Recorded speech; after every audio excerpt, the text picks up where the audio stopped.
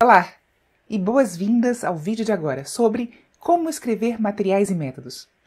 Materiais e métodos costuma ser a seção mais fácil de escrever, porque é basicamente explicar o que foi feito, que procedimento que foi utilizado. Como a gente utilizou o procedimento, a gente conhece muito bem, é só descrevê-lo de uma forma organizada.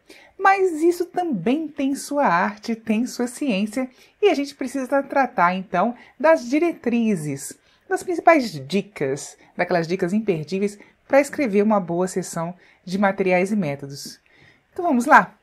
A primeira coisa é: faça uma descrição suficiente para que um pesquisador experiente na sua área possa reproduzir o seu experimento. O que isso significa? Significa que a gente não precisa dar detalhes demais, mas a gente também não pode escrever muito pouco. É preciso ter os detalhes necessários para que o experimento possa ser repetido. Vamos ver um exemplo aqui. Vamos dizer que você está aí dissolvendo uma amostra metálica ou de minério numa solução. Se você colocar no seu procedimento assim, só a amostra foi dissolvida, você está indicando o que foi feito. Em compensação, você não deu detalhe nenhum. Então, a amostra foi dissolvida indica apenas algo que foi feito, mas não dá informações suficientes para que outros pesquisadores possam reproduzir o seu experimento.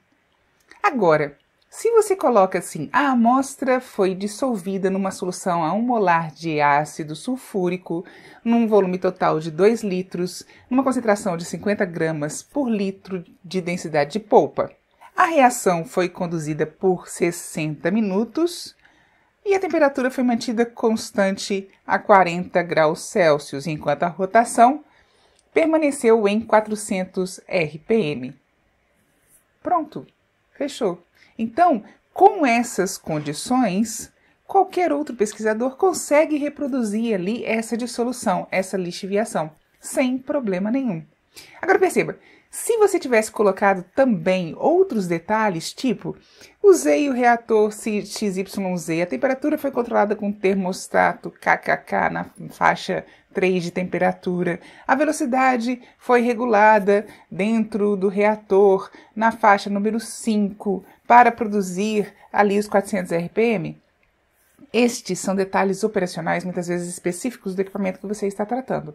Se isso não é essencial para a reprodução do seu método, não precisa colocar. Seria um excesso de detalhes. Perceba, então, que é necessário colocar todas as condições essenciais para que aquele experimento possa ser reproduzido em um outro laboratório.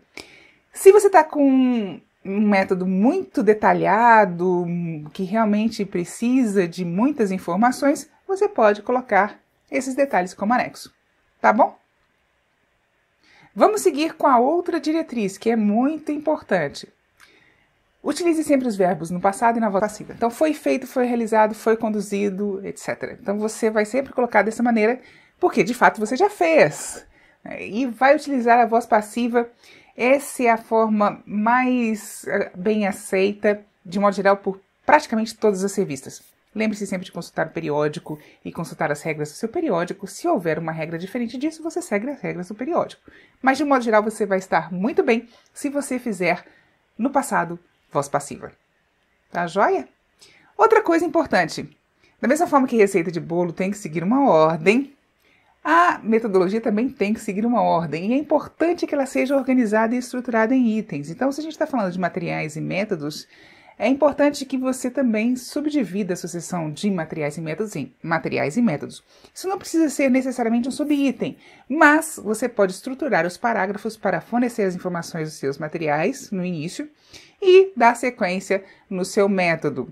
Se ele é muito extenso, pode fazer em subseções. Se não é tão extenso assim, os parágrafos mesmos vão ajudar aí a fazer essa organização. Então, digamos que você tem um procedimento que tem ali um aspecto geral e depois você tem aspectos que são específicos de cada teste. Isso pode ser uma divisão ali da sua seção de materiais e métodos. Você começa falando ali dos materiais no primeiro parágrafo, depois você dá uma sequência na parte geral ali do seu método e aí você segue nos parágrafos finais explicando cada um dos testes, as condições que são específicas.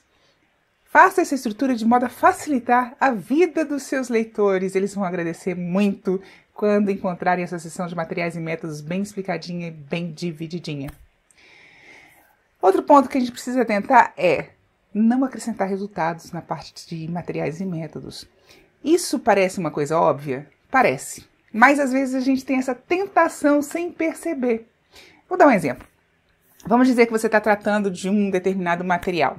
Uma liga metálica, ou um mineral, ou qualquer outro material que você esteja tratando, um reagente químico, alguma coisa assim. Aí você coloca lá na seção de materiais que tipo de material é esse que você está tratando. Muitas vezes, na intenção de explicar este material, a gente acaba acrescentando uns resultados.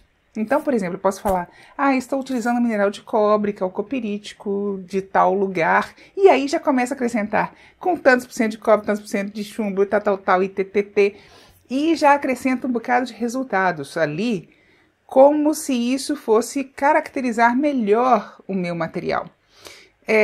Não é necessário. Na verdade, isso, se é uma caracterização do seu material e uma caracterização mais extensa, isso pode vir lá na seção de resultados. É até muito melhor que venha na seção de resultados, porque você consolida todos os dados que você tem do seu estudo lá naquela seção. Então, evite botar resultados na seção de materiais e métodos. Revise isso para que você não caia nessa tentação.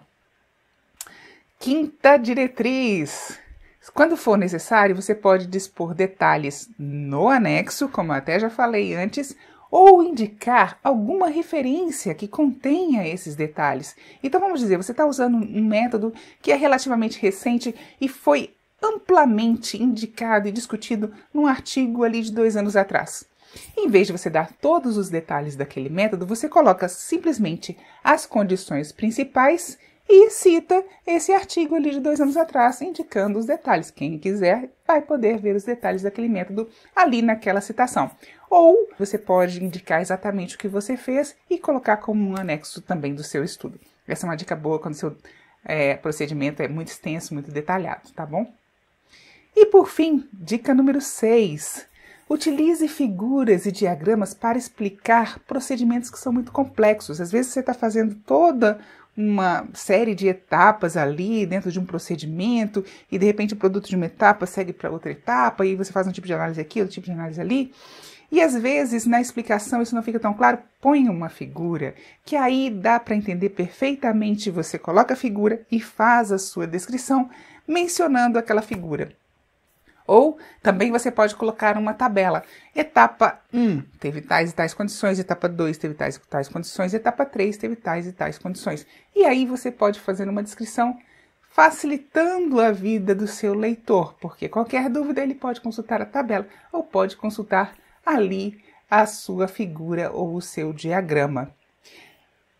Então, da seção de materiais e métodos, é basicamente isso, são essas as principais diretrizes. Utilize-as quando você estiver escrevendo a sua seção de materiais e métodos.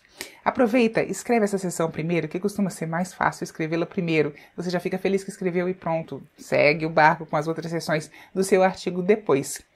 Qualquer dúvida, põe aqui nos comentários. Se tiver qualquer sugestão também de algum tema que você precisa desenvolver melhor, pode pôr aqui que depois eu faço um vídeo sobre esse assunto. Eu espero que tenha ajudado, agradeço a sua companhia até aqui e te vejo no próximo vídeo. Até lá!